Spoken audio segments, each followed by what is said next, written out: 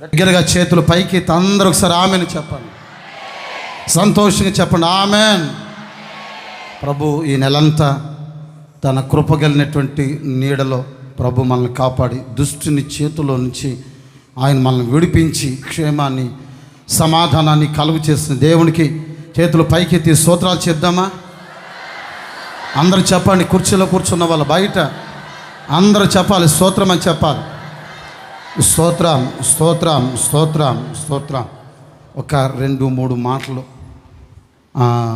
యెరూషలేము వెళ్ళినప్పుడు దేవుడు ప్రేరేపించినటువంటి ఒక చిన్న విషయాన్ని మీతో చెప్పాలని నేను ఆశిస్తున్నాను. నేను ప్రార్థన చేసుకున్నప్పుడు దేవుడు నన్ను ప్రేరేపించినటువంటి విషయాలు మీతో పంచుకోవాలని కోరుకుంటున్నాను. అందరూ బైబిల్ తెరిచి చక్కగా చూడండి. ఇక బైబిల్ తెరిచేయండి, నేను చెప్పేస్తాను. ఇక 107వ కీర్తన 30వ వాక్యాన్ని చదువుతారు. మైక్లో చదువుతున్న విషయాన్ని జాగ్రత్తగా కొంచెం గమనించవలసిందిగా ప్రేమతో కోరుకుంటున్నాను. 107వ కీర్తన 30వ వాక్యాన్ని చదువుకుందామండి. అవి నిమ్మనమైనవని వారు సంతోషించిరి, వారు కోరిన రేవుకు ఆయన వారిని నడిపించెను. చప్పలు కొడదామా కొంచెం గట్టిగా? ఇలాగే కొడతారా? అందరూ హుషారుగా చప్పలు కొట్టండి. అందరూ పైన కింద అందరూ కలిసి చేతులు పైకెత్తి బిగ్గరగా ఒకసారి అల్లే చెప్పండి. వారు కోరిన రేవుకు చెప్పండి, దేవుడు వారిని నడిపించెను. అందరూ ఒకసారి ఆమెన్ అంటారా? మీ ప్రక్కన ఉన్న వాళ్ళకి చెప్పండి, దేవుడు నన్ను కోరుకున్న రేవుకు నడిపించబోతున్నాడని మీ ప్రక్కన ఉన్న వాళ్ళకి చెప్పండి. దేవుడు నిశ్చయముగా నీవు ఏ రేవునైతే కోరుకుంటావో ఆ రేవుకి నా దేవుడు నడిపించబోతున్నాడండి. ఆయన దేవుడు ప్రతి మనిషిని, ఒక విశ్వాస జీవితాన్ని ఒక రేవుకి చేర్చాలి అని దేవుని యొక్క ఉద్దేశం. వినాలి, తలలు పైకెత్తి వినండి నేను చెప్పే మాటలు. బిగ్గరగా ఒకసారి అల్లు చేద్దామండి, గట్టిగా ఒకసారి అల్లు చేద్దాం. మనము కోరుకున్న రేవుకి దేవుడు నడిపించాలి అని ఆయన కోరుకుంటున్నాడు. 3 రేవుల విషయాలు చెప్తాను. 3 చాలా ప్రాముఖ్యమైనటువంటి రేవు అనే విషయం చెప్తాను. రేవులు అంటే మనకు బాగా తెలుసు. ఒక దరి నుంచి మరొక దరికి చేరడాన్ని ఏమంటారు చెప్పండి? ఏమంటారండి? రేవు అంటారు. ఒక ఊరు ఉంది, ఆ ఊరిలో చెరువు ఉందనుకోండి. ఆ చెరువులోనికి ఒక మనిషి దిగాలంటే ఎక్కడ దిగుతాడంటే సరిగ్గా రేవు దగ్గర మాత్రమే చెప్పండి దిగుతాడు. ఎందుకంటే ఆ రేవులో దిగితేనే సమాంతరంగా లోతులోనికి మనం వెళ్ళగలుగుతాం. ఎక్కడంటే అక్కడ దిగామనుకో దాని లోతు మనకి చెప్పండి తెలియదు. గనక ఒక చెరువు కావచ్చు, లేక ఒక కాలువ కావచ్చు, ఒక నది కావచ్చు, లేక ఒక సముద్రం కావచ్చు, ప్రతిదానికి ఒక రేవు అనేది తప్పనిసరిగా ఉంటుంది. రేవు లేకుండా ఎవరు ఏ మనిషి కూడా త్వరపడి దిగటానికి ఇష్టపడరు. రేవు లేదు కదరా మనం ఎక్కడ దిగుతాం అని. ఆ రేవు లేకపోతే ఆ సెలవులో మనం దిగలేం. ఇక్కడ కూర్చున్న ప్రతి వారు వ్యక్తిగత జీవితం, మన వ్యక్తిత్వం అంతా కూడా ఒక రేవు లాంటిది. మనం ఏ రేవు కోరుకుంటే ఆ రేవుకు దేవుడు నడిపించాలి అని అనుకుంటున్నాడంట ఆయన. చేతులు పైకెత్తి బిగ్గరగా ఒకసారి అల్లు చెప్దామండి, కొంచెం గట్టిగా ఆమెను చెప్దామండి, బిగ్గరగా మరొకసారి ఆమెను చెప్దామండి. కొంతమంది వర్తక వ్యాపారం చేసేవాళ్ళు, బడాయి బాబులు, ఓడలెక్కి సముద్రాల పైన వాళ్ళు వ్యాపారం చేసుకుంటూ బయలుదేరి వెళ్తున్నారంటే అండి. వారు చేస్తున్న వ్యాపారం చిన్న చితక వ్యాపారాలు కాదు. వారికి ఉన్నటువంటి ఓడలు చాలా ఘనమైనవి, గొప్పవి. అట్లాంటి ఓడలెక్కి కొంచెం హాల్ ఎఫెక్ట్ తగ్గించు. అట్లాంటి ఓడలెక్కి వాళ్ళు బయలుదేరి వెళ్తున్నారు వర్తక వ్యాపారం చేసుకుంటూ. మా వ్యాపారాలు చాలా ఘనమైనవి, మా ఓడలు చాలా బలమైనవి, మాకు ఎదురులేని వ్యాపారాలు మాకు ఉన్నాయి అని వ్యాపారాలు చూసుకుంటూ వాళ్ళ యొక్క ఓడలు ప్రయాణం చేస్తుంటే ఓడలు చూసుకుంటూ చాలా మురిసిపోతున్నారు. మనకి ఇక తిరగలేదు. మనం సంపాదించిన సంపాదన 10 తరాలకి మనకి సరిపోతుంది అని వారు లెక్కలు వేసుకుంటున్నారు. అంతగా సంపాదించుకున్న వర్తకులు వాడ వెళ్ళిపోతుంటే ఆకాశం ఉన్నటువంటి దేవుడు ఆ వాడని చూశాడంటే అండి. చూసి ఒక్కసారి వాడని కదిలిద్దాం, ఇందులో ఉన్న మనుషులు ఏం మాట్లాడుకుంటారో, ఏం చేస్తారో, ఎలా ప్రవర్తిస్తారో, ఎవరి మీద ఆధారపడతారో ఒకసారి చూడాలి అని అనుకుని సముద్రం మీద బలమైనటువంటి వాడలు అట్లా వెళ్ళిపోతుంటే ఒక్కసారి ఆ వాడల్ని కదిలించటానికి బైబిల్లో రాస్తున్న మాట ఏంటంటే, ఆయన పెనుగాలిని సుడిగాలిని సముద్రపు కెరటాల్ని రేపెను అనే మాట మనం చూస్తాం ఆ అధ్యాయంలో. చేతులు పైకి చూస్తారు, ఆమెను చెప్పండి. కొంచెం బిగ్గరగా ఆమెను చెప్పండి. 23, 24, 25, 26, 27 వాక్యాలు మనం 28, 29 వాక్యాలు మనం చదువుకుంటూ వస్తే నేను చెప్తున్నటువంటి విషయాలు రాస్తుంటాయి. ఎప్పుడైతే ఆ సముద్రాన్ని ఆయన కదిలించాడో ఆ ప్రయాణం చేస్తున్న వాళ్ళంతా కూడా ఉన్నట్లుగా ఉండి సముద్రం ఎట్లా ఎందుకు అయిపోయింది, ఈ సముద్రం ఇంకా నెమ్మలించే పరిస్థితి లేదు, ఇక వాడలన్నీ కూడా తిరగబడేటట్లున్నాయి, వాడలో ఉన్న సరుకులన్నిటిని కూడా మనం బయటికి పారవేసి మన వాడని కొంచెం తేలిక చేసుకుంటేనే కానీ మన ప్రాణాలని కాపాడుకునే పరిస్థితులు మనకి కనబడట్లేదు అని ఆ వాడలో ఉన్న వాళ్ళు ఎటు దిక్కు తోచని ఒక స్థితిగతుల మధ్యలో త్రాగిన వాళ్ళు ఎలా మత్తులై తూగుతారో అట్లాగా ముందుకి వెనక్కి తూగుతున్నారంట. ముందుకి వెనక్కి తూగుతున్నారంట. పడుతున్నారు, లేస్తున్నారు. వారు వాడ ఆకాశానికి ఎగిరినట్టు ఎగురుతుంది, మళ్ళీ సముద్రం అలా పడుతుంది ఆ కెరటాలకి. ఇక ఏం చేయాలో అర్థం కాక ఇక వాడలో ఉన్న సరుకులన్నీ తీసి బయట పారవేసి ప్రాణాలను కాపాడుకుందామని శత ప్రయత్నాలు చేస్తున్నారండి. ఎంత ప్రయత్నాలు చేసినా సముద్రం మీద వచ్చిన ఆ తుఫానికి, సముద్రం మీద వచ్చిన ఆ గాలులకి, సముద్రం మీద వచ్చిన ఆ కెరటాలకి ఆ వాడ బ్రద్దలయ్యే ఆ పరిస్థితి వచ్చినప్పుడు ఆ వాడలో ఉన్న వాళ్ళందరూ కలిసి దేవునికి మొర్రపెట్టారంటండి. ప్రభువా, ఈ భయంకరమైన ఈ విపత్తు మధ్యలో నుంచి మమ్మల్ని కాపాడగలిగిన వాడు నీ ఒక్కడవే, నీవే సమర్థుడివి, దయచేసి ఈ కెరటాలను ఆపండి, ఈ సముద్రాన్ని ఆపండి, ఈ పొంగును ఆపండి అని వాళ్ళు దేవుని సముఖంలో ఒక్కంఠంతోటి ప్రార్థన చేయటం మొదలు పెట్టారంట. గొప్ప వ్యాపారస్తులే, వ్యాపారంలోని మురిసిపోయిన వాళ్ళు దేవుడి కదిలించగానే ఆ ప్రాణ భయముతో దేవుని మీద ఆధారపడి ఒక్కొక్కరు ప్రార్థన చేయటం మొదలుపెట్టారు.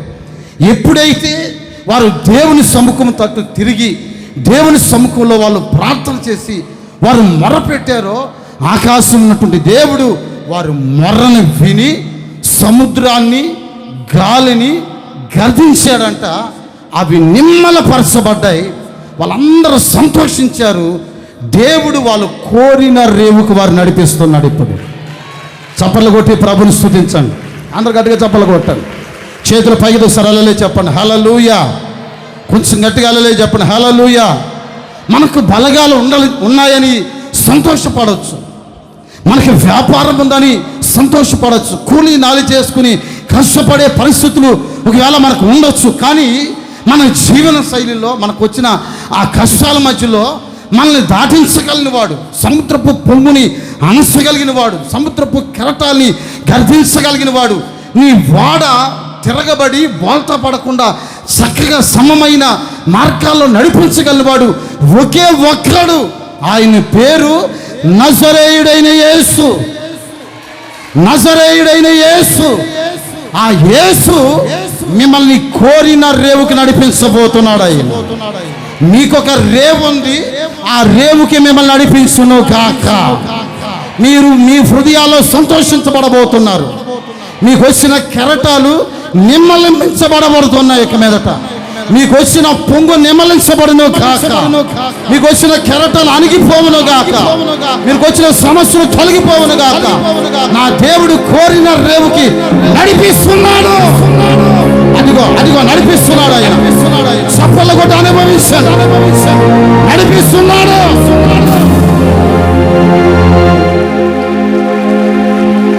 హల్లెలూయా చెప్పండి కొంచెం గట్టిగా, హల్లెలూయా. కొంచెం గట్టిగా చెప్పండి, హల్లెలూయా. ఒకప్పుడు నీ యొక్క వాడ ఆకాశంలోకి ఎగిరి ఏంటి సముద్రపు మట్టములోకి దిగింది. అలాంటి వాడని నా దేవుడు ఇప్పుడు ఏం చేస్తున్నాడో తెలిసినా రేవుకు చేరుస్తున్నాడు ఆయన.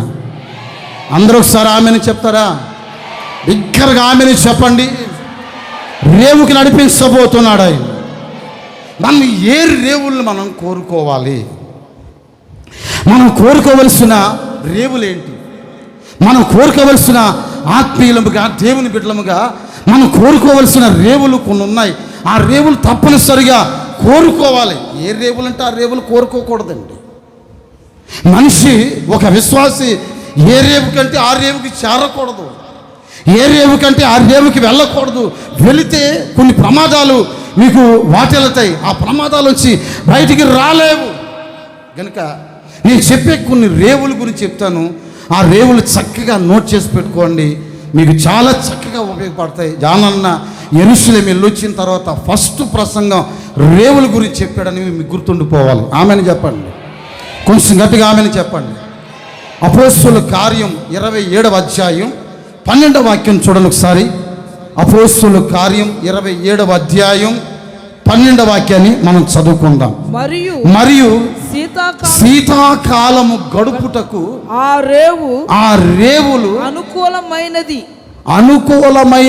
కానందున, చాలండి, అనుకూలమైనవి రేవులు కాదంట. దైవశరుడైన పౌలు అంటున్నాడు కదా, శీతాకాలం కొంతకాలం అక్కడ గడుపుదామని అనుకున్నాను. ఆ రేవు ఉందే, ఆ రేవులు అనుకూలమైనవి కాదు. చూసారా, పౌలు జీవితంలో కొన్ని రేవులు అతనికి ఎదురుపడ్డాయి. అతను అంటున్నాడు కదా, శీతాకాలం గడపాలని నా మనసులో ఉంది, కానీ ఆ స్థలంలో గడపడానికి ఆ రేవులు మనకి అంత స్పష్టమైనవి, అంత క్షేమకరమైనవి, అంత ఆశీర్వాదకరమైన రేవులు కాదు. నిజమే, కొందరు మనం గమనిస్తే ఎవరి రేవులంటే ఆ రేవుకి వెళ్ళామనుకోండి, అవి మనకు అనుకూలమైనటువంటి రేవులు కాదు. సంఘంలో విశ్వాసులు అందరూ ఒకలాగా ఉండరండి. కొందరు కొన్ని రేవులుగా ఉంటారు, వాళ్ళు అనుకూలమైనటువంటి వ్యక్తులుగా మనకి కనపడరు. నువ్వు అనుకోవచ్చు వారితో సహవాసం మంచిదని. కాదు, ఆ రేవు నీకు అనుకూలమైనది కాదు. ఆ విశ్వాసి మనకు అనుకూలమైన వాడు కాదు. ఏదో విశ్వాసిగా ఉంటున్నాడు, కానీ ఆ విశ్వాసి ఆత్మ సంబంధముగా పరిచర్యకి మనకి సమీపముగా పరిచర్యకి ప్రేమించేవాడిగా, పరిచర్యని గణపరిచేవాడిగా అతను రేవు కనబడటం లేదు. ఆ రేవుకి చేరటం కంటే కూడా కొన్నిసార్లు ఆ రేవు నుంచి మనం ప్రక్కగా వెళ్ళిపోవటమే చాలా మంచిది. కొన్నిసార్లు ఆ రేవులో నిలబడితే ఎప్పుడు కెరటాలు వచ్చి మిమ్మల్ని లాక్కి వెళ్తాయో తెలియదు, ఎప్పుడు మీ పడవ బోల్తా పడుతుందో తెలీదు, ఎప్పుడు మిమ్మల్ని తీసుకుని వెళ్ళి సముద్రపు అగాధంలో ముంచి ఇక సజీవముగా బ్రతకవలసిన వాడివి జీవశవం లేనటువంటి ఒక శవముగా అలా పడిపోతావో నీకే అర్థం కాదు. కనుక ఏ రేవునంటే ఆ రేవుకి చేరొద్దు. చేతులు పైకి ఒకసారి ఆమెను చెప్పండి, బిగ్గర ఒకసారి ఆమెను చెప్పండి. నా ప్రియ సహోదరులారా, ఈ 30 సంవత్సరాల్లో ఈ సేవ పరిచర్లో సేవలు అడుగుపెట్టి 20 సంవత్సరాల పైన అయిపోయింది. మనకు తెలుసో తెలియక కొన్నిసార్లు కొన్ని రేవులకి మనం చేరాం. ఒక్కసారి ఆ రేవులు ఉంటున్నటువంటి ఆ సముద్రపు కెరటాలు మనకు చాలా హాని తలబెట్టి మన జీవితాలని సాక్ష్యాలు పాడు చేసే, మన వ్యక్తిత్వం మలినమైపోయింది. ఇట్లాంటి పరిస్థితుల మధ్యలో అమ్మో ఈ రేవులో మనం ఉంటే మనకి క్షేమం కాదు అని అనుకుని ఆ రేవు నుంచి మనం బయటకు వచ్చేసాం. 8వ వాక్యం చదువుకుందాం. 27వ అధ్యాయం 8వ వాక్యం మనం చదువుకుంటే అక్కడ ఒక మాట రాస్తుంది చూడండి. బహు కష్టపడి దాన్ని దాటి మంచి రేవులు అను ఒక స్థలముకు చేరితిమి. అందరూ ఒకసారి ఆమెను చెప్పండి, కొంచెం గట్టిగా ఆమెను చెప్పండి. మంచి రేవులు ఎక్కడున్నాయో ఆ రేవులకి మనం చేరాలంటండి. చప్పట్లు కొడదామా? కొట్టు, సచ్చు చప్పట్లు కొట్ట పక్కన కొట్టు.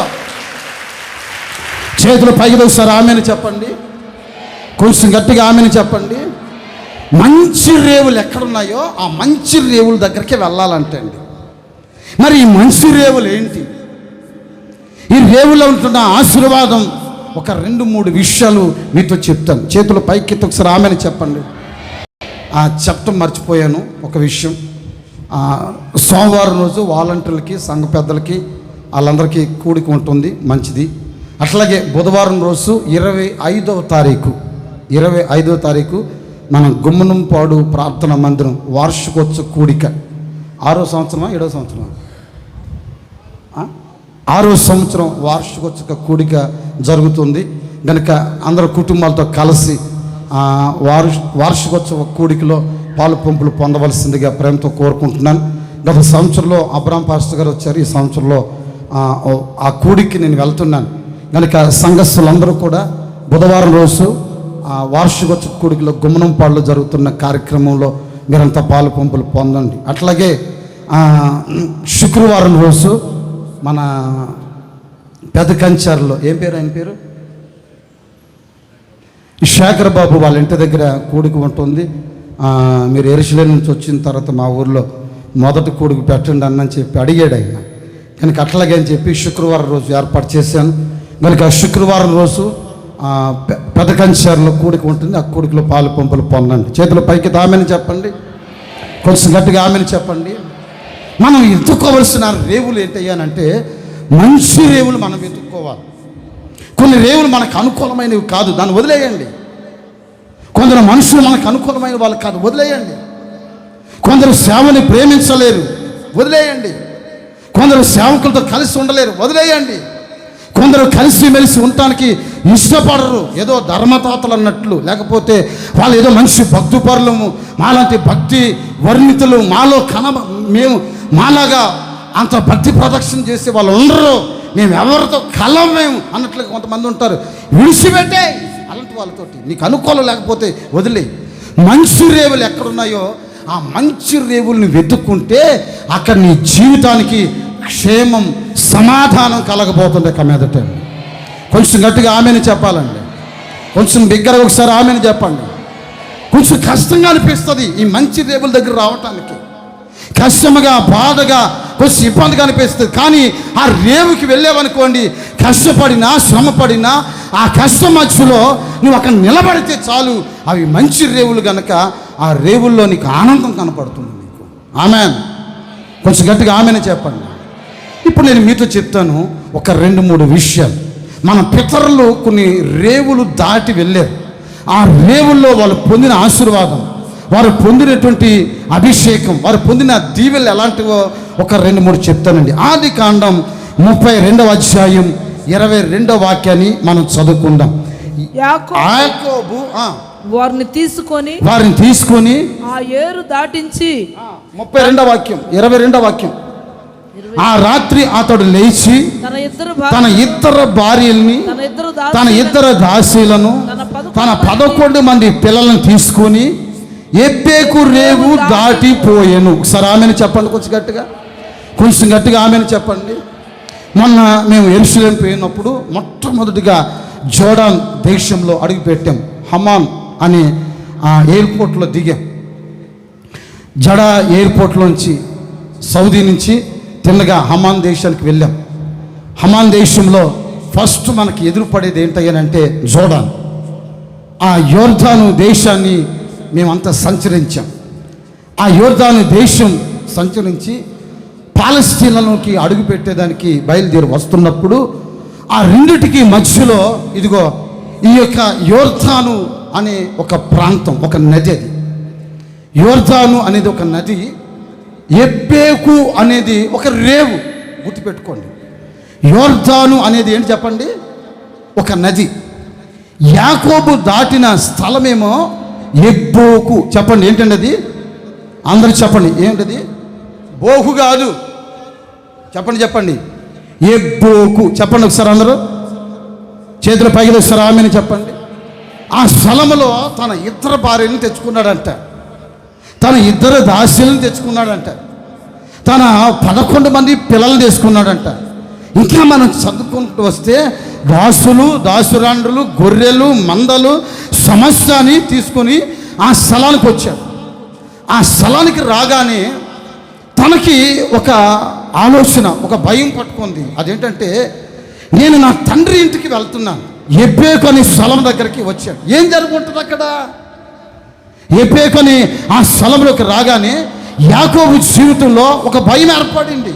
అదేంటంటే, మా అన్నయ్య సహోదరుడు ఏసావు ఉన్నాడు కదా, మా అన్నయ్య ఒకవేళ నన్ను చంపేస్తాడేమో, మా అన్నయ్య నన్ను ఒకవేళ ఇంకా కోపం చల్లారిందో లేదో తెలియదు, నా తండ్రి ఇంటికి బయలుదేరి వెళ్తున్నాను, దేవుడు చెప్పాడు వెళ్ళమంటున్నాడు, దేవుడు ప్రత్యక్షమయ్యాడు కనుక నీ తండ్రి ఇంటికి వెళ్ళు అని దేవుడు చెప్పాడు కదా, ఆ మాటను బట్టి బయలుదేరి వెళ్తున్నాడు. నిజంగా దేవుడు ఒక మాట చెప్పిన తర్వాత ఆ మాట మీద విశ్వాసం ఉంచిన వాడు గుండెల్లో భయాన్ని ఎప్పుడూ పెట్టుకోడండి. చేతుల పైకి ఆమెను చెప్పండి, కొంచెం గట్టిగా ఆమెను చెప్పండి.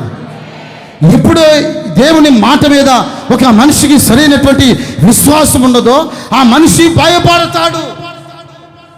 ఒక మనిషికి దేవుని మాట మీద విశ్వాసం లేనప్పుడు, దేవుని మాట మీద భరోసా లేనప్పుడు, దేవుని మాట మీద నమ్మకం లేనప్పుడు మనిషి భయపడతాడండి. కనుక యాకోబు భయపడ్డాడు. అదే దేవుడు చెప్పాడు కదా, దేవుడు చెప్పిన తర్వాత నేనెందుకు భయపడాలి వింటున్నారా? నేనెందుకు భయపడాలి అని అనుకోవలసిన వాడు భయపడి గడగడలాడిపోతూ తన ఆస్తిని 2 భాగాలుగా చేశాడు. తన ఆస్తిని 2 భాగాలు చేయటమే కాదు, తన భార్యని, పిల్లల్ని, మందరిని, సమస్తాన్ని అందరినీ ఏమండి నది దాటించి ఒక్కడే మిగిలిపోయాడు అని రాస్తుంది. ఆమెను చెప్పండి కొంచెం గట్టిగానే, చేతులు పైకి ఒకసారి ఆమెను చెప్పండి. 24వ వాక్యం మనం చదువుకుంటూ వస్తే అక్కడ రాసిన మాట ఏంటంటే, యాకోబు ఒక్కడే మిగిలిపోయాను. చాలండి. మన జీవితంలో ఒక్కడే మిగిలిపోయే పరిస్థితులు వస్తాయి. అన్ని పరిస్థితులు అందరూ ఉంటారని అనుకోవద్దు. బంధువులు ఉన్నారు, రక్త సంబంధులు ఉన్నారు, కట్టుకున్న భార్య ఉంది, కట్టుకున్న పిల్లలు ఉన్నారు, వయసుకు వచ్చిన ఆడపిల్లలు ఉన్నారు, మాకు సేవకులు ఉన్నారు అని అనుకుంటూ కొన్నిసార్లు నువ్వు సాగొచ్చు. కానీ వెనక్కి తిరిగి చూస్తే దాసులు లేరు, దాసులు లేరు, మందలు లేరు, తన 2 దాసులు కనబడలేదు, 2 భార్యలు కనబడలేదు, 11 మంది పిల్లలు కూడా తనకు కనబడలేదు. ఒక్కడే నిలిచిపోయాడు. నా ప్రియ సహోదరులారా, ఆత్మీయ జీవితంలో కొన్నిసార్లు ఒక్కడవే నిలిచిపోయే అట్లాంటి పరిస్థితులు నీకు ఎదురు పడతాయి. అందరూ ఒకటైపోతారు, నువ్వు ఒక్కడవే ఒకటైపోతావు. నీవు తెలుసా, బంధువులందరూ ఒకటైపోతారు, నేను ఒక్కడిని చేసేస్తారు. స్నేహితులు అందరూ ఒకటైపోతారు, నువ్వు ఒక్కదాన్ని వేరు చేసేస్తారు. వాలంటీర్లు అందరూ ఒకటైపోతారు, నేను ఒక్కదాన్ని వేరు చేసేస్తారు. సంఘ పెద్దలు అందరూ ఒకటైపోతారు, నేను ఒక్కడిని వేరు చేసేస్తారు. సంఘ సభ్యులందరూ ఒకటైపోతారు, సేవకుని వేరు చేసేస్తారు. ఇట్లాగే కొన్నిసార్లు ఏమండి నీ పరిస్థితి ఎలా మారుతుందంటే ఒంటరిగా ఉండే పరిస్థితులు వస్తాయి. అయినా నువ్వు భయపడని అవసరం లేదు. అక్కడ నువ్వు నిలుచున్న స్థలం ఏంటో తెలిసిన ఎబ్బేకు రేవు దగ్గర నిలబడ్డావు. నీవు చేతుల పైకి ఒకసారి ఆమెను చెప్పండి.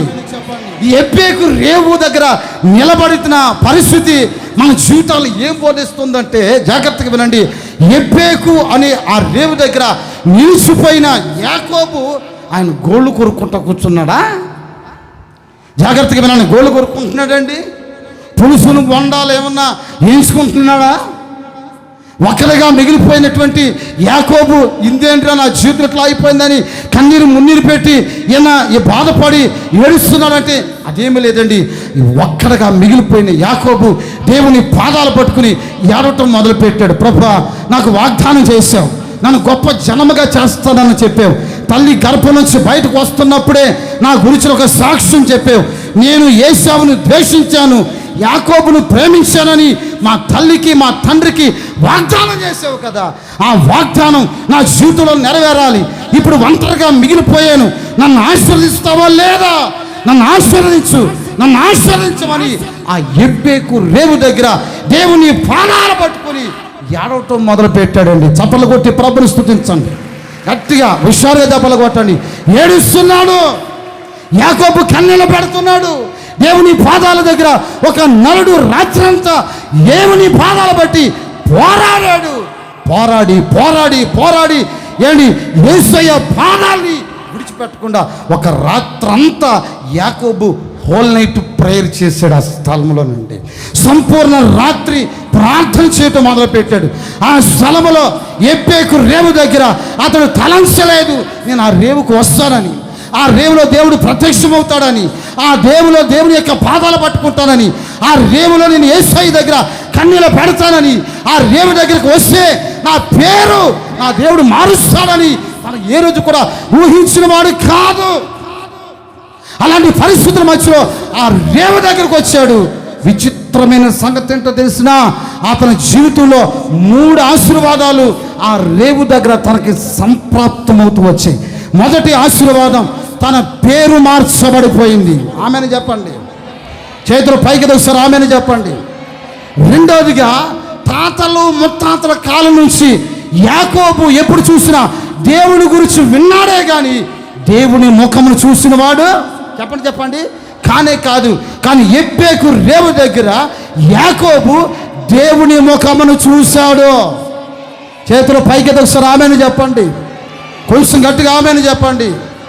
మూడవ విషయం, అక్కడ ఎబ్బేకు రేవు దగ్గర తన తండ్రి అయినటువంటి దేవుడు, అబ్రహాము దేవుడు, ఇస్సాకు దేవుడు, ఇప్పుడు యాకోబు దేవుడు ఏం చేస్తున్నాడో తెలిసినా యాకోబుని నిశ్చయముగా చేతులుంచి అనేక జనములకి తండ్రిగా మారేటట్లుగా యాకోబుని దేవుడు ఆశీర్వదిస్తున్నాడు. అక్కడ కొట్టండి చప్పట్లకు వచ్చి గట్టిగా.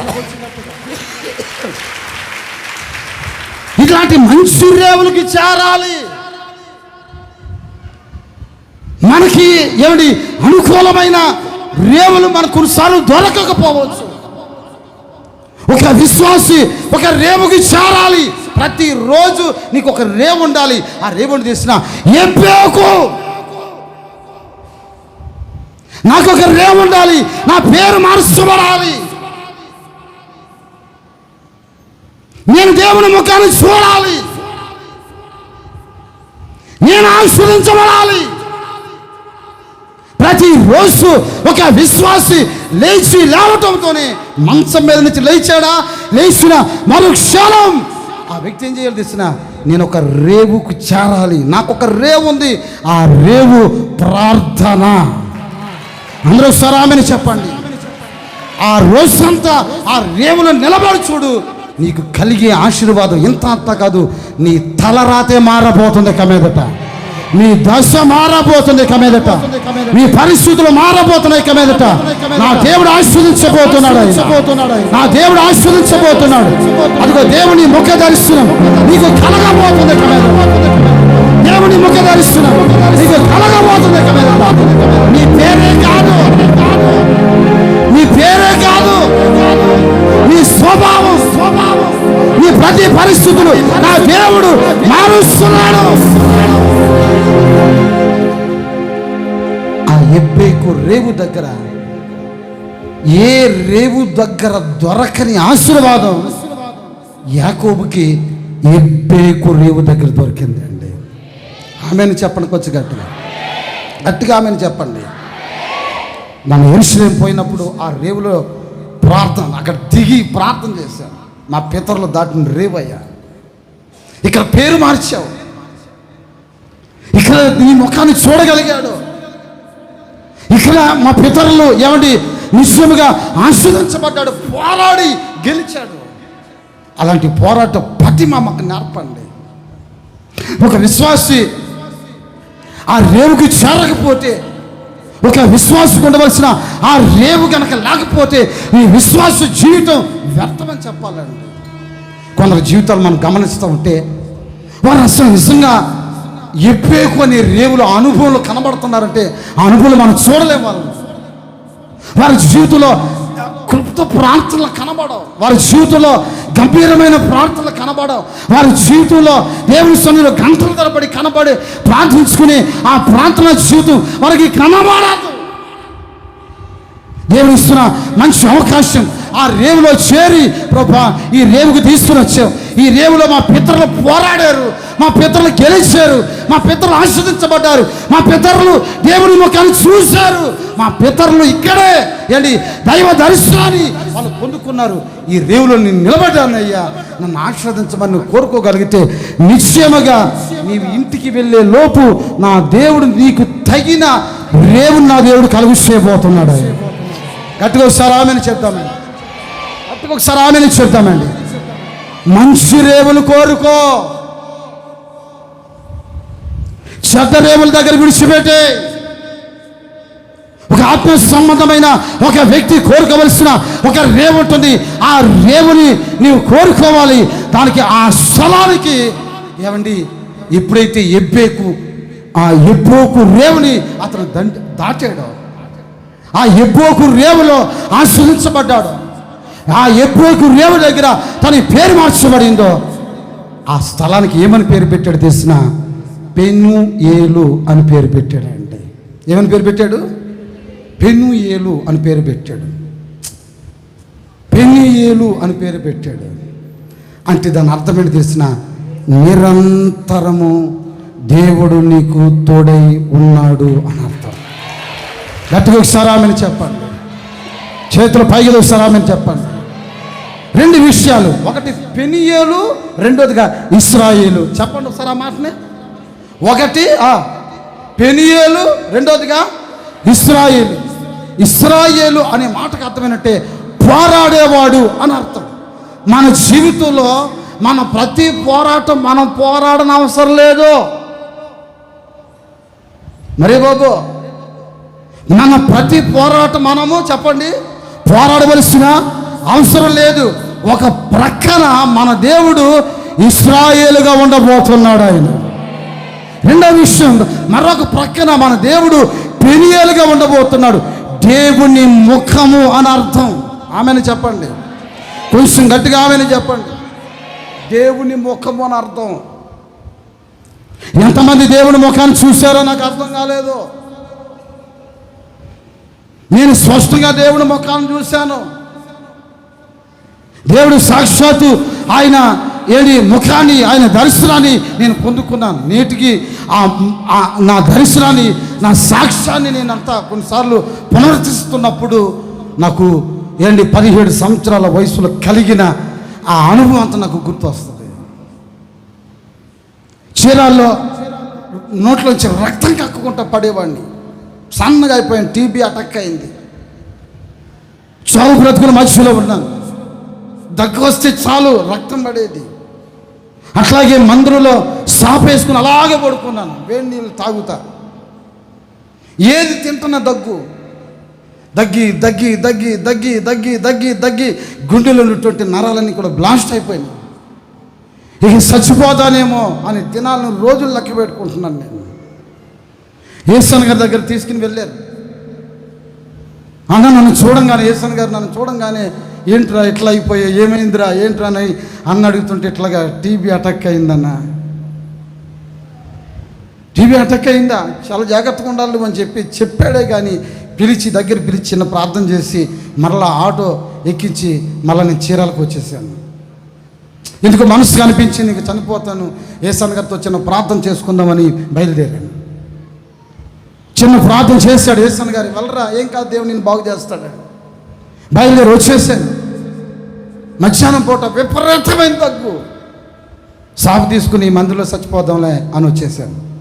ఆ రోజు సాక్షాత్తు దేవుని పాదాలు, 2 పాదాలు మేకులు కొట్టబడిన గాయపరచబడిన పాదాలు చూశాను. ఆ సాక్ష్యం నాకు ఈ రోజుకి ఒక్కసారి ఒళ్ళు పులకరిస్తుంది. నాకు ఇట్లాంటి చెప్పాలంటే ఇక చాలా ఉన్నాయి. దేవుని ముఖాన్ని చూసిన వాడు ధైర్యంగా ఉండగలుగుతాడు. చేతుల పైకి ఆమెను చెప్పండి, వచ్చి గట్టిగా ఆమెను చెప్పండి. మనకు ఒక రేవు ఉంచబడింది. ఆ రేవుని తెలిసిన ఎబ్బేకు రేవు. ఏ రేవు అది? చెప్పండి ఏ రేవు అండి అది? ప్రతిరోజు మంచం మేల్చి దిగటంతోనే నువ్వు వెళ్ళవలసిన ఏ రేవుకి వెళ్ళాల్సిన ఎబ్బేకు రేవు దగ్గరకు వెళ్ళాలి. చప్పలు కొడదాం గట్టిగా, సంతోషంగా చప్పలు కొట్టాలి. చేతులు పైకి దోసారాలు చెప్పండి హల్లెలూయా. చెప్పాలి కొంచెం గట్టిగా హల్లెలూయా. సంతోషంగా చెప్పండి హల్లెలూయా. 4వ అనుభవం ఏంటంటే అతని జీవితంలో సూర్యోదయమాయను. 31వ వాక్యంలో అతడు పెనుయేలు నుండి సాగినప్పుడు సూర్యోదయమాయను. చాలండి, అప్పటి వరకు తన జీవితంలో చీకటి బ్రతుకు కన్నెలతోనే బ్రతికాడు. మరణ స్థాయిలోనే తను బ్రతికాడు. 4 ఆశీర్వాదాలు అతను సంతరించుకున్నాడు. 1 పేరు మార్చబడింది, 2వదిగా దేవుని ముఖం చూశాడు, 3వదిగా దేవుని చేత ఆశీర్వదించబడ్డాడు, 4వదిగా అతని జీవితంలో సూర్యోదయమాయను. ఆమేన్. చేతులు పైకి ఒకసారి ఆమేన్ చెప్పండి. ఈ 4 ఆశీర్వాదాలు ఎప్పుడు కలుగుతాయో తెలిసినా జాగ్రత్తగా వినండి. ఎప్పుడు కలుగుతాయో తెలిసినా 1 ఎబ్బేకు రేవు దగ్గర ఒక్కడగా మిగిలినప్పుడు మాత్రమే జరుగుతాయి. అన్నీ ఉన్నాయనుకున్న వాడికి ఇవి తగవో. నాకు అందరూ ఉన్నారు, అన్ని బలగాలు ఉన్నాయి, అన్ని విధాలుగా ఆశీర్వదించబడ్డాను, నాకు తక్కువేమీ లేదు అనుకున్న వాడికి దేవుడు ఈ ఆశీర్వాదాన్ని కలుగు చేయడు. ఎవరికి ఇస్తాడయ్యానంటే నేను ఒంటరిగా మిగిలిపోయాను, నాకంటూ ఒక ఆశ ఉంది, అది దేవుడు తప్ప నాకు మరొకటి లేదని దేవుడి మీద ఆధారపడిన వాడికి మాత్రమే ఎబ్బేకు రేవులు ఉన్న ఆశీర్వాదాలు దిగి రాబోతున్నాయండి. చప్పలు కొట్టి ప్రభుని స్తుతించండి కొంచెం గట్టిగా, హుషారుగా చప్పలు కొట్టండి. చేతులు పైకి గట్టిగా ఒకసారి అల్లే చెప్పండి, కొంచెం గట్టిగా అల్లే చేద్దామండి. 2వ విషయం చెప్తున్నాను. ఆదికాండం 49వ అధ్యాయం 13వ వాక్యం చదువుకుందాం. జెబూలూను సముద్రపు రేవున నివసించును. అతడు ఓడలకు రేవుగా నుండును. ఒకసారి ఆమెను చెప్పండి, కొంచెం గట్టిగా ఆమెను చెప్పండి. ఎవరితని పేరు? జెబూలూను. చెప్పండి, జెబూలూను. యాకోబు సంతతిలో పేరు మార్చబడినటువంటి జెబూలూను. ఈ జెబూలూను ఎవరయ్యానంటే ఎక్కడ నివసిస్తాడు, ఎక్కడుంటాడు, అతని జీవితాన్ని ఎక్కడ వెళ్ళబుచ్చుతాడు, లేక ఎక్కడ తన జీవితాన్ని గడుపుతాడంటే సముద్రపు రేవులు ఎక్కడున్నాయో ఆ రేవుల దగ్గరే ఉంటాడంట. ఎక్కడంటే అక్కడ ఉండడంట అండి. బాటాకానాలు కొట్టే వాళ్ళ దగ్గర ఉండడంట, ముచ్చట్లు చెప్పుకునే వాళ్ళ దగ్గర ఉండడంట, పిత్రీలు చెప్పుకుంటా తిరుగుతారే, వాళ్ళకి పిత్రీలు పెడతా ఉంటారు చూస్తారండి, వాళ్ళకి కొండలు చెప్పుకుంటూ ఉంటారే, అలాంటితో వాళ్ళ దగ్గర ఉండడంట. ఇతను హింసించే స్థలం ఎక్కడంటే సముద్రపు రేవు. అంతేకాదు అతడు ఎలా ఉంటాడంటే వాడలకి రేవుగా నుండును. అందరికి సలామని చెప్పండి, కొంచెం గట్టిగా ఆమెని చెప్పండి. ఒక విశ్వాస జీవితం ఎలాంటిది అంటే వాడ లాంటిది. ఎలాంటిది? ఆ వాడ ఎన్ని దేశాలు తిరుగుతున్నా చివరికి చేరవలసింది ఎక్కడికి అంటే ఒక రేవుకు వచ్చి చేరాలి. చప్పలు కొట్టండి కొంచెం గట్టిగానండి, గట్టిగా చప్పలు కొట్టండి. చేతులు పైకి దోసారాలే చెప్పండి, కొంచెం గట్టిగా అలలే చెప్పండి. బైబిల్లో దేవుడు కొందరు జీవితాల్లో వాడ ప్రయాణాలతో ప్రారంభించాడు. దేవుడు కొందరికి స్పష్టముగా వాళ్ళ ప్రయాణాలు ఎలా చేయాలి, ఎలా నడిపించబడాలో ఆ విషయాలు చెప్పాడు. ఉదాహరణకి నోవాహు జీవితాన్ని మనం గమనిస్తే దేవుడు చెప్పాడు కదా, జల ప్రళయాన్ని ఒకటి నేను రప్పించబోతున్నాను, నీవును నీ ఇంటి వారి కొరకు రక్షించబడటానికి ఒక వాడని కట్టుకోమని చెప్పాడండి. ఒకసారి ఆమెను చెప్తారా? కొంచెం గట్టిగా ఆమెను చెప్పండి. హెబ్రీ పత్రిక 11వ అధ్యాయం 7వ వాక్యంలో మనం చూస్తాం, విశ్వాసమును బట్టి నోవాహు అది వరకు చూడని సంగతుల గురించి దేవుని చేత హెచ్చరింపబడిన వాడై భయభక్తులు కలిగిన వాడై తన ఇంటి వారి రక్షణ కొరకు సిద్ధము చేశాను. అందువలన అతడు లోకం మీద నేరస్థాపన చేసి విశ్వాసమును బట్టి కలుగు నీతికి వారసుడాయను. నీతికి వారసుడిగా మార్చబడ్డాడు. జాగ్రత్తగా వినండి. దేవుడు చెప్తేనే కట్టాడు వాడ. దేవుడు చెప్పాడు వాడ కట్టమని. ఎన్ని సంవత్సరాలు కట్టాడు? తల్ల పైకెత్తి చూడండి. ఎన్ని సంవత్సరాలు కట్టాడు? 2 రోజులా, 3 రోజులా, వారం కట్టాడా, సంవత్సరం కట్టాడా? కాదే. మరి ఎన్ని సంవత్సరాలు కట్టాడు? 120 సంవత్సరాలు ఆ జనాలకి వాక్యం చెప్తానేమన్నాడు, ప్రసంగం చెప్తానేమన్నాడు, బైబిల్ తెరిచి బోధిస్తానేమన్నాడు. అయినా ఏండి 120 సంవత్సరాల ప్రసంగాలు వింటున్న మార్పు రాలేదు. అలాంటి పరిస్థితుల మధ్యలో 120 సంవత్సరాలు దేవుడు చెప్పిన మాటను బట్టి స్థితి సారపు మ్రాను చేత వాడ కట్టాడు. 3 అంతస్తులుగా కట్టమన్నాడు, 3 అంతస్తులుగా కట్టాడు. దానికి కిటికీలు పెట్టమన్నాడు, కిటికీలు పెట్టాడు. దానికి గుమ్మాలు పెట్టమన్నాడు, గుమ్మాలు పెట్టాడు. పై అంతస్తు కట్టమన్నాడు, పై అంతస్తు కట్టాడు. పక్షులకి మేత సమకూర్చమన్నాడు, జంతువులకి మేత సమకూర్చమన్నాడు. మీరు ఉండటానికి మంచి ఏమండి నివాసం చేసుకోమన్నాడు. ఇవన్నీ చెప్పాడండి. 120 సంవత్సరాలు సువార్త శాస్త్రాన్ని ఉన్నాడు. ఒక ప్రక్కన వాడ కడుతున్నాడు. ఎందుకయ్యా ఇంత కడుతున్నామంటే, నాకు దేవుడు చెప్పాడు వర్షాన్ని రప్పిస్తానని. చేతుల పైకెత్తి ఒకసారి ఆమెను చెప్పండి, కొంచెం గట్టిగా ఆమెను చెప్పండి. జాగ్రత్తగా వినాలి. వర్షము వస్తుంది, కురిపించబడుతుందని ఆనాటి జనాలకి వర్షం గూర్చి తెలియదు. ఒక వాడ కడితే ఆ వాడకి రేవు ఉండాలనే సంగతి కూడా ఆ ప్రజలకి తెలియదు. అలాంటి పరిస్థితుల మధ్యలో దేవుడు చెప్పిన ఆ మాటను బట్టి వాడ కట్టమన్నాడు. వాడ కట్టిన తర్వాత నోవాహు ఒక ఆలోచన రావాలి. అయ్యో, ఈ వాడ కట్టేని ఈ వాడకి రేవు కావాలి కదా. అర్థమవుతుందా? దేవుడు చెప్పిన మాటను బట్టి ఒక మనిషి తాను స్థాపిస్తే దేవుడే చూపిస్తాడు. దానికి కావలసిన రేవెక్కడో దాన్ని చూపిస్తాడు. ఒకసారి ఆమెను చెప్పండి, కొంచెం గట్టిగా ఆమెను చెప్పండి. దేవుని మాటను బట్టి నువ్వు ఏదైనా చేస్తే, దేవుని మాటను బట్టి నువ్వు ప్రవర్తిస్తే, దేవుని మాటను బట్టి నీ కార్యాలు ఆరంభిస్తే దానికి తగిన రేవు దేవుడు చూపిస్తాడు. ఒక ఇల్లు కట్టమన్నాడా? ఆ కట్టమన్న దానికి కట్టు, దాన్ని ఎక్కడ ముగించాలో దాని రేవెక్కడో దేవుడు చూపిస్తాడు. దానికి ఒక పంట వేయమన్నాడా? ఆ పంట వేయి, దానికి రేవెక్కడో దేవుడు చూపించబోతున్నాడు. ఆయన ఒక సంఘాన్ని ప్రారంభించమన్నాడా? ఆ ప్రారంభిస్తున్న సంఘానికి రేవెక్కడో నా దేవుడు చూపిస్తాడు. ఆయన ఒక రోగం ఉందా, అష్ట కష్టాలు పడుతున్నావా, దానికి ముగింపు పెట్టేదానికి ఒక రేవు చూపించబోతున్నాడు. అక్కడ నా దేవుడు సంపూర్ణ స్వస్థతను కలుగు చేయబోతున్నాడు.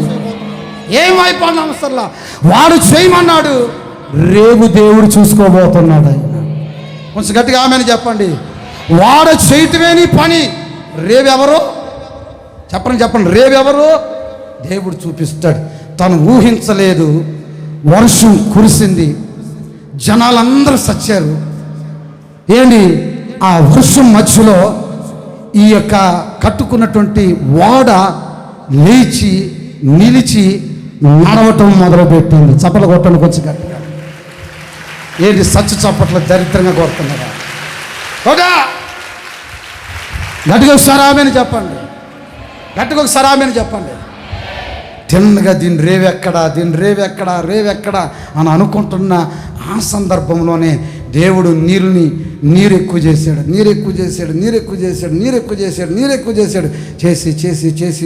చేసి తిన్నగా ఈ వాడకి రేవెక్కడో తెసిన హరారాతు పర్వతం మీద పెట్టాడు తీసుకొచ్చి. ఇప్పుడు నోవాహు పైకి చూడొచ్చు, పైన ఉన్నవాడు కింద ఉన్న వాళ్ళని కూడా చూడొచ్చు అండి. అంటే నీ స్థితి ఏంటో తెలిసిన ఒకరోజు దేవుని మాటను బట్టి వాడను కట్టుకోగలిగితే నీ రేవు అత్యున్నతమైన స్థలంలో ఉంచబడబోతుంది. ఆమె నేను చెప్పను కొంచెం గట్టిగా. చూసారా, అప్పటి వరకు నీ గురించి పెదాలు విరిచిన వారిని ఆ పై అంతస్తులోంచి నువ్వు కిందకు చూడగలుగుతావు. పై అంతస్తులోంచి కిందకు చూడగలుగుతావు. ఉద్యోగం లేదని విమర్శించే వాళ్ళు ఒకరోజు నీ కళ్ళ ముందు ఎదురుపడతారు. నీ వాడ పైకి లేచే రోజులు వస్తున్నాయి, వచ్చేసి అదిగో నడుస్తుంది, ఒక రోజు నిలబడబోతుంది. విశ్వాసం ఉంచు. విశ్వసిస్తే నువ్వు ఇలా ఉండేదానివి కాదు. ఇప్పుడు నువ్వు నిజంగా నేను చెప్పే ఈ మాట విశ్వసిస్తే ఎలా ఉండేదానివి కాదు. చప్పట్లు కొట్టి ప్రభుని స్తుతించేదానివే. చేతుల పైకి ఒకసారి ఆమెను చెప్పండి. వాడ కట్టటం నీ వంతు, రేవు చూపించుట చెప్పండి దేవుని వంతు. ఆయన నీకు రేవు చూపించబోతున్నాడు. ఆమెను చెప్పండి కొంచెం గట్టిగా. చేతులు పైకి దూసారు. ఆమెను చెప్పండి. కొందరు వాళ్ళ యొక్క వాడలు రేవుకు చేరలేదంట. కారణమేంటి? దానికి గల కారణమేంటి? బైబిల్ చరిత్రలో ఒక విషయం చెప్తాను. నేను దాన్ని తక్కువ, చాలా పెద్ద విషయం అయితే మీకు క్లుప్తంగా చెప్తాను. నేను వినండి. దినవృత్తాంతాల 2వ గ్రంథం 26వ అధ్యాయం 36-37 వాక్యాలు చదవండి.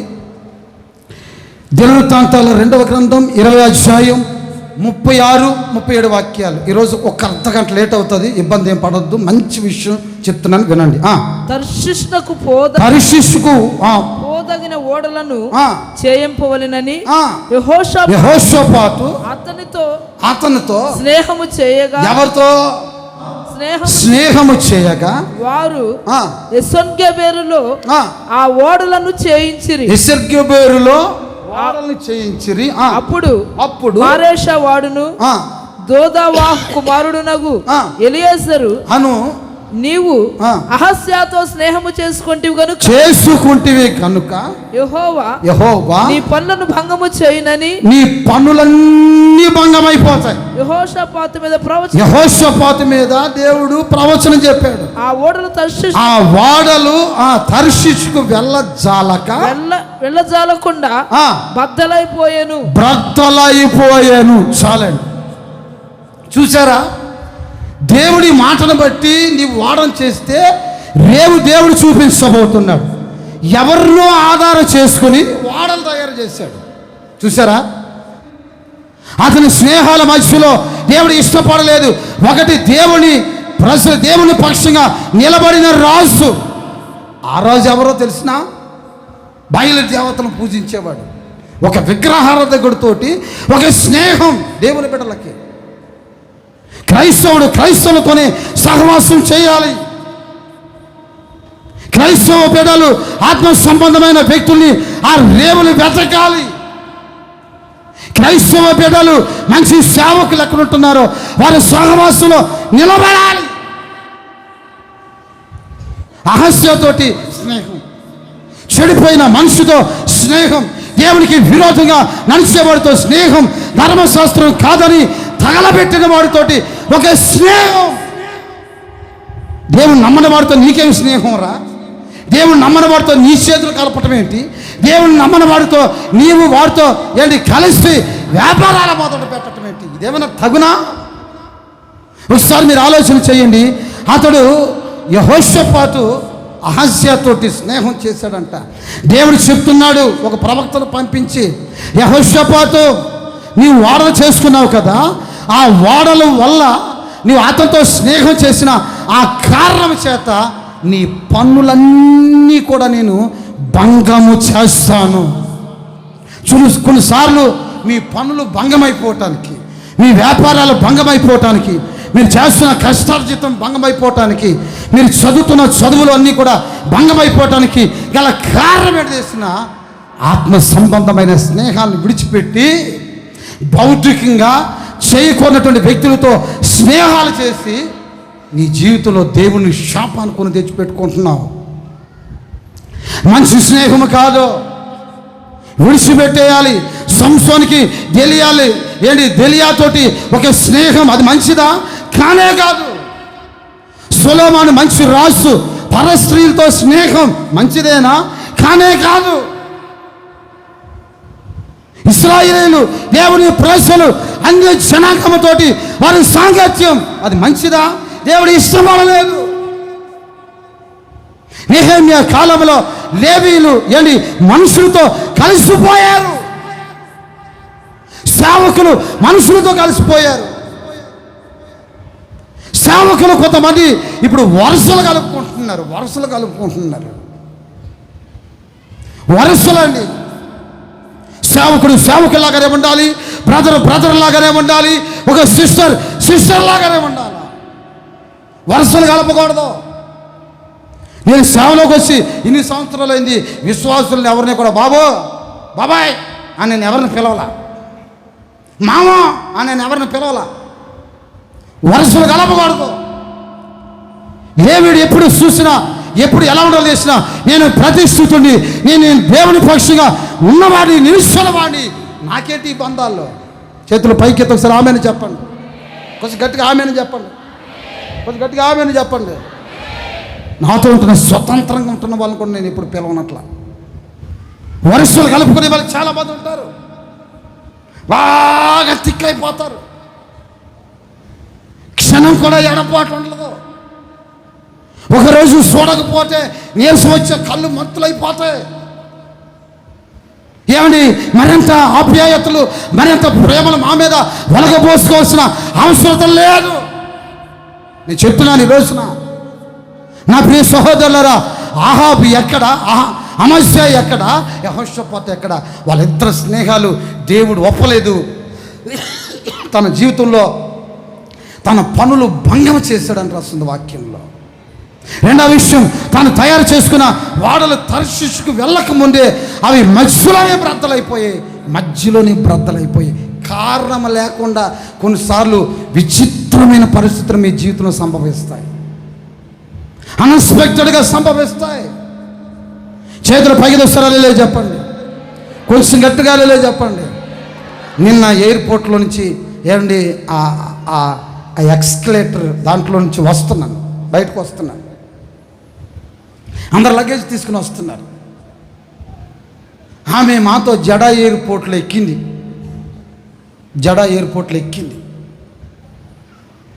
ఆమె ప్రక్కనే సీటు, నేను ఒక ప్రక్కన ఉన్నాను, నా ప్రక్కన ఆమె పక్కన ఒక పాస్టర్ గారు, ఇంకొక పాస్టర్ గారు. 670 మంది ప్రయాణం ఒక ఫ్లైట్లో. 670 మంది, పెద్ద ఫ్లైట్. అసలు ఆమె వేసిన డ్రెస్సు, ఆమె వేసుకున్న పర్ఫ్యూమ్ అసలు మామూలు గమ్మత్తు వాసన కాదండి. అది నేనే బెదిరిపోయిన వాసనకి. చాలా చక్కగా వైల్డ్గా ఉంది. ఒక్కసారి అనాల పీల్చేట్టు మత్తులోకి వెళ్ళిపోతాం, అంత కైపెక్కుతుంది ఆమె కొట్టుకున్న పర్ఫ్యూమ్. దుబాయ్ పర్ఫ్యూము, ఏమండి సౌదీ పర్ఫ్యూమ్, చాలా చాలా కాస్ట్. పోయిన డబ్బులు అని చెప్పి ఒక 4 కొన్నాను, తీసుకొచ్చా. ఇంకా రేపటి నుంచి చూడండి మూత మోగిపోద్ది. ఇంకా చేతులు పైకి సరళలే చెప్పండి. మీరు పేలటానికి మీరు కింద పడటం అంతే. చేతులు పైకి సరళలే చెప్పండి. కొన్నానండి, పోయింది, మళ్ళీ దొరకదు కదండి, కొనేసాను అంతే. చాలా ఏంటి అసలు ఆ పక్కనే కూర్చుంది ఆమె. నేను గమనిస్తూ ఉంటే 10 నిమిషాలకు ఒకసారి బ్యాగ్లో నుంచి అద్దం తీసుకుంటుంది, వాళ్ళ లిఫ్ట్కి తీసుకుంటుంది అంటుంది. ఇట్లాగా నాకు ఆ ఎయిర్ని చూసుకున్నప్పుడు నా పేదలు చూసుకుంటున్నాను, సెల్ ఫోన్ ముందు పెట్టుకొని. దాని పేదలు చూడను, నా పేదలు చూసుకోను. చేతుల పైకి సరే చెప్పండి, కొంచెం గట్టిగా చెప్పండి. ఎట్లా అనుకుంటుంది పాపం అర్థంలో. మళ్ళా చక్కగా కొమ్ము, ఏంటిది దువ్వని, దాన్ని తీసుకుని చక్కగా దూకుంటుంది. ఎంత వయ్యారమో. ఆమె బయట కొన్నిసార్లు లేచి టాయిలెట్కి వెళ్ళి, దానికి వెనకాల టాయిలెట్స్ ఉంటుందండి ఫ్లైట్లో టాయిలెట్స్ ఉంటాయి. ఎవడో నన్ను అడిగాడు, అన్న ఫ్లైట్లో టాయిలెట్ కూర్చుంటే అది ఎక్కడ పడుతుంది అని అడిగాడు. నేను ఇప్పుడు చూశాను రా, అది ఎక్కడ పడేది. చేతులు పైకి సరళే చెప్పండి, కొంచెం గట్టిగా చెప్పండి. అది ఎక్కడ పడుతుందా నన్ను అడిగాడు. ఏమో అడిగి కనుక్కుంటాను అని చెప్పాను. ఆమె అసలు వెళ్తూ ఉంటుంటే ఆమె నడక చూస్తుంటే విచిత్రంగా చూస్తున్నారు. ఆమెని విచిత్రంగా చూస్తున్నారు. సరే అయిపోయింది. హైదరాబాద్ దాకా వచ్చింది, దిగింది, ఫ్లైట్ దిగింది, అన్నీ లగేజ్ చేసుకుంది, ఇంకా తోసుకుంటూ వస్తుంది. ఆ ఎక్స్కలేటర్ నుంచి కింద పడింది, పాట్మని చెయ్యిపోయింది అంతే. నిమిషంలో పాట్మని చెయ్యిపోయింది అంతే. ఓ రయ్యో అని చెప్పి, ఇక వాళ్ళంతా ముస్లిమ్స్ కదా, కారా పేరా తోరా కేరా బెర్రా బెర్రా బెర్రా అంటుంది. ఇక వెంటనే వైద్య బృందం అంతా వచ్చి పాప లగేజ్ తీసుకుని ఆమెను ఎక్కించుకుని అడావిడి తీసుకుని వెళ్తుందట. నాకు చాలా ఆశ్చర్యం అనిపించింది.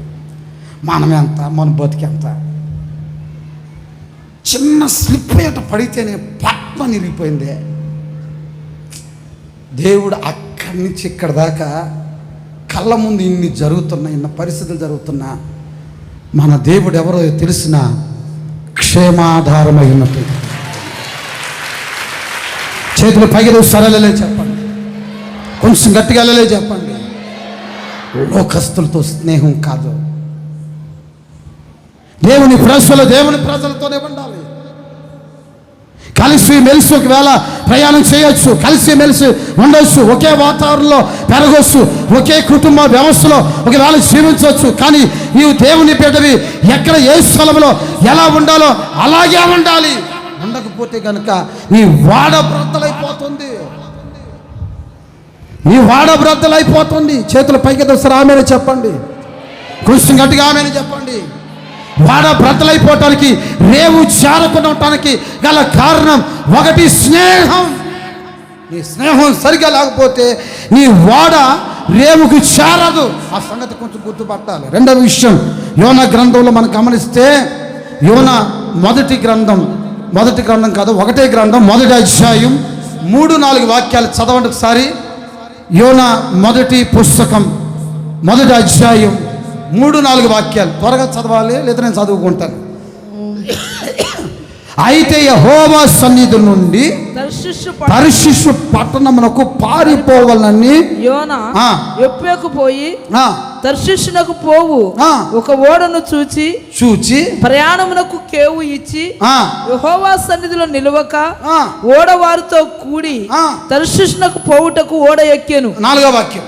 అయితే యెహోవా సముద్రం మీద పెద్ద గాలి పుట్టింపగా సముద్రమందు గొప్ప తుఫాను రేగి ఓడ బద్దలైపోవు గతి వచ్చాను. చాలండి, ఇక్కడ వాడ బద్దలైపోయే గతి రావటానికి గల కారణం ఏంటి? మొదటి విషయం చెప్పాను, ఒక వాడ రేవుకు చేరలేదు. రేవు చేరకపోవటానికి మొదటి కారణం చెప్పాను. ఒకటేం చేసిన, దేవుని ప్రజలు అన్య జనాంగంతో సహవాసం చేస్తే ఒక్కనాటికి నీ పనులు భంగమైపోతాయి, నీ వాడ దాని రేవుకు చేర్చబడదు. మొదటి విషయం. రెండవ విషయం, ఇక్కడ యోనా యెహోవా సన్నిధి నుండి పారిపోతున్నాడు. యోనా ఎక్కిన తర్షీషు వాడ బ్రద్దలైపోయే గతి పట్టింది. ఆ గతి పట్టడానికి గల కారణం ఏంటి చేసిన, యెహోవా సన్నిధిలో నిలబడవలసిన వాడు ఆయన సన్నిధిలో నిలబడకుండా పారిపోయాడు. గుర్తుపెట్టుకోండి విశ్వాసులారా, ఒక రోజున నీ వాడ లేక నీ విశ్వాస జీవితం దరి చేరాలి. అది దరి చేరాలంటే నీవు దేవుని సన్నిధిలో నిలబడాలి. ఆదివారం వస్తే కొంతమంది వ్యాపారాలు చేసుకోవడానికి వెళ్ళిపోతారు. అంటే దాని అర్థం ఏంటి తెలిసిన, దేవుని సన్నిధిలో నుంచి పారిపోతారు.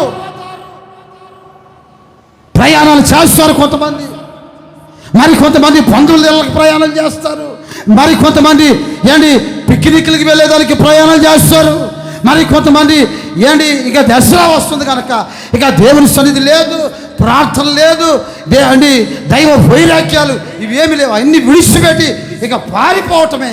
అదే పరిస్థితి యోనా జీవితంలో.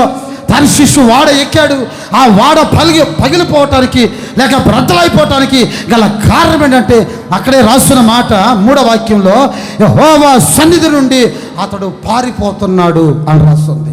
ఎవడైతే దేవుని సన్నిధిని కాదనుకుంటాడో, ఎవడైతే ఆదివారపు ఆరాధనని, శనివారం శుద్ధీకరణ కూడికని కాదనుకుని విడిచిపెట్టి వాళ్ళకి దూరంగా ఉంటారో, వారి జీవితాల్లో వాడలు బ్రద్దలైపోవటమే కానీ వారి ఓడలు రేవుకు మాత్రం పొరపాటుని చేర్చబడవు. ఆదివారం వస్తుందా, దేవుని సన్నిధి కంటే ముఖ్యమైనది లేదు. ఆదివారం వస్తుందా, నీ వ్యాపారం కంటే దేవుని సన్నిధి ముఖ్యం. ఆదివారం వస్తుందా, నీ బంధువుల కంటే దేవుని సన్నిధి ముఖ్యం. దాన్ని విడిచిపెట్టి ఒకవేళ వెళ్తే నీవు రేవుకు చేరవన్న సంగతి కొంచెం గుర్తుపట్టాలి. 2 కారణాలు చెప్పాను. మొదటిది, స్నేహం వలన నీ వాడ రేవుకు చేరదు.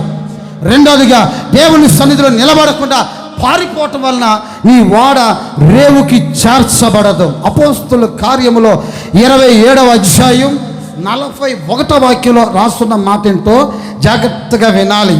అక్కడ రాసిన మాట, రెండు ప్రవాహములు రెండు ప్రవాహములు కలిసిన స్థలమందు చిక్కుకొని ఓడను మెట్ట పట్టించిరి. అందువలన అనివి కూరుకొని పోయి కదలకై ఉండెను. అమరము బ్రద్దలై పోసాగెను. చాలు. 3 విషయాలు నీ వాడ తరిగి చేరకపోవటానికి మొదటి కారణం చెప్పాను. మొదటి కారణం ఏంటయ్యా అంటే అన్యజనులతో సహవాసం. రెండో విషయం, దేవుని సన్నిధిలో ఆదివారం వస్తే నిలబడాలి. అలా కాకుండా ఎక్కడికైనా పారిపోవటానికి వెళ్ళటానికి ప్రయత్నాలు చేస్తే అక్కడ నీ వాడ బ్రద్దలవుతుందని చెప్పాను. మూడో విషయం, ఇక రాసిన మాటనంటే దైవజనుడైన పౌలు ప్రయాణం చేస్తున్న ఆ వాడట 2 జల ప్రవాహాలు కలిసిన చోట అని రాసింది. ఏ జల ప్రవాహాలు అంట చెప్పండి. 2 జల ప్రవాహాలు కలిసిన చోటకి వెళ్ళి ఇరుక్కుందంట ఈ వాడ. అందుకని ఏమైంది తెలిసిన, ఆ వాడ మెట్ట పట్టింది అని రాస్తుంది. మెట్ట పట్టిన వాడను కదిలించగలుగుతామా మనం? జాగ్రత్తగా వినండి. ఎన్ని ప్రసంగాలైనా చెప్పు, ఆ వ్యక్తి కదలడు. ఎన్ని హెచ్చరికలైనా చెప్పు, ఆ వ్యక్తి కదలడు. ఎంతసార్లు ఆ వ్యక్తి కోసం కన్నీళ్ళు ప్రార్థన చేయి. కారణం ఏంటంటే ఆ వాడ మెట్టపట్టింది, కింద మెట్టపట్టేసింది. ఆ మెట్టపట్టిన వాడలు చాలామంది ఉన్నారు ఈ స్థలంలో. బాప్తిస్మం పొందరు, మెట్టపట్టింది. ఉపవాసం ఉండడు, మెట్టపట్టింది. పరిసరికి రాడు, మెట్టపట్టింది. ఇవన్నీ వారి జీవితాల్లో మెట్టపట్టిన స్థితిలోనికి వెళ్ళిపోయారు. చేతులు పైకి దసరాలు చెప్పండి. ఏం పైకి లేవట్లేదు? ఏం లేవ పైకి లేపండి, కొంచెం గట్టిగా అలే చెప్పండి. కొంచెం గట్టిగా చెప్పండి. మెట్ట పట్టింది. మెట్ట పట్టడమే కాదు, తన అడుగు భాగం అమరము బ్రద్దలైపోయింది. ఎందుకో తెలుస్తున్నా, 2 జల ప్రవాహాలు కలిసిన చోట నీవు వెళ్ళి 2 జల ప్రవాహాలు ఉన్న చోట కలుస్తున్నారు కొంతమంది. ఎవరితో అంటే వాళ్ళతో కలవకూడదా? ఆ జలము ఈ జలము 2 కలిస్తే ప్రమాదం. ఆ 2 జల ప్రవాహాల మధ్యలో నీవు వాడెళ్తే ఎట్లా? అవి చాలా ప్రమాదకరమైన జలాలు కదా. అక్కడికి వెళ్తే నీ ఆత్మీయ జీవితంలో నువ్వు కోలుకోగలుగుతావా? నాకు తెలిసిన నీ సేవలోకి వచ్చిన కొత్తలో ఓ పాస్టర్ గారు, ఫ్యామిలీ పాస్టర్ గారి దగ్గర నన్ను సేవకు పంపించారు.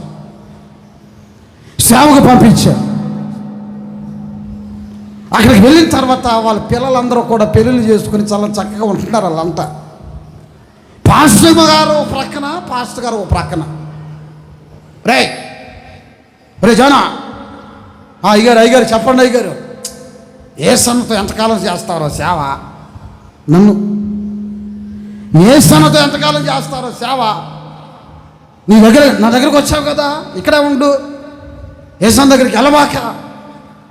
మంచిగా పెళ్లి చేస్తున్న ఒక అమ్మాయిని చూసి పెరగంపురంలో వాళ్ళ బంధువులు ఉన్నారు. ఆ పులరన్న ఊర్లో, ఆ ఊర్లో ప్రక్కన ఆ ట్రాక్ అవతల కూటం పెట్టే ఏదో అర్థం కావట్లేదు ఆ ఊరి పేరు. ఎల్లల చెరు.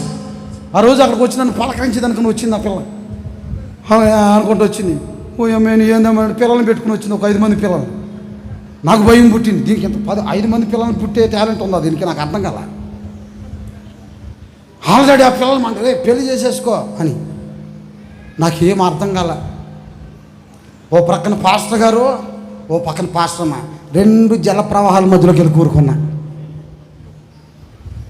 2 జల ప్రవాహాల మధ్యలోకి వెళ్ళి కూరుకున్నా. ఇప్పుడు నా వాడ మెట్ట చెప్పరే, నా వాడ ఇప్పుడు మెట్ట పట్టింది. ఇక చూసుకో, ఆ పిల్ల బాగుంటుంది చూసుకో అంటున్నాడు ఈయన. పాస్టర్ గారు చేసుకోరా జానో అనేదామె. దేవుని మహాకృపం బట్టి ఓ రోజు ఏసన్ గారు ఆ ఏరియాకి వచ్చాడు. రే కాలు నిప్పుగానే రారా రూమ్కి రారా అని అన్నాడు. కొబ్బరి ఎంత సీసా తీసుకుని పోయాను లోపలికి, అయ్యగారికి పరిచయం చేద్దామని. ఏరా ట్రాన్స్ఫర్ చేశాను కదా, పాస్టర్ గారి దగ్గర బాగుందా, సేవ బాగుందా? మైక్ సెట్ బాగా పెట్టుకుంటున్నావా?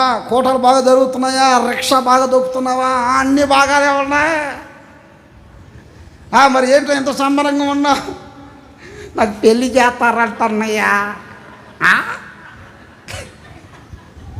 చేతులు పైకి సరే చెప్పండి. పెళ్ళా? ప్రార్థన అయిపోయింది.